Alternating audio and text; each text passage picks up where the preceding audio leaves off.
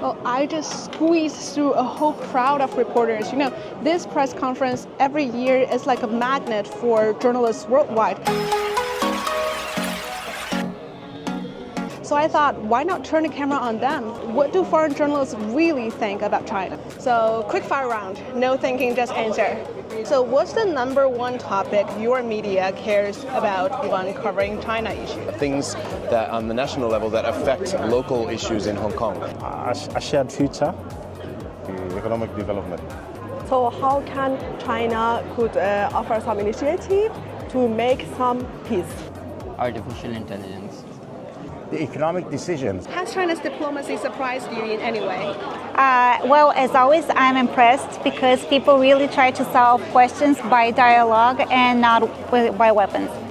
Well, definitely it has not, because it's born out of purposeful leadership. And as a result of that, when there's leader, good leadership take care of everything. 3 words to describe China's diplomacy. Maybe export-oriented, knowledge-based, creative. It's modern, it's vibrant, it's strategic. Direct to point. Stable, it's rules-based, peace-loving.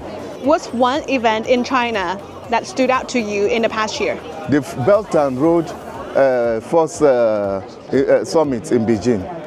The FOCAC meetings, where China and Africa were seeking to chart out a roadmap on shared development.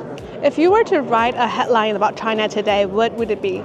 I can say the yellow dragon roars. Everyone is in Beijing. You will not walk alone, China tells Africa. All right, that was fun. Some answers were predictable, some were surprising, but that's the thing about covering China. There's always more than one perspective. What I found interesting is how much focus there is on China's global role, whether it's diplomacy, economy, or tech. There's curiosity, sometimes skepticism, but they're all watching closely, and that in itself says a lot. Now, after sitting through the press conference, do their answers still hold up? Or did today's briefing change anything? That's for another conversation. For now, tell me, if you were here, what would you ask? Which Chinese diplomat would you most want to have a coffee with? Mr. Wang Yi, the foreign minister. Is Wang Yi. Foreign Minister.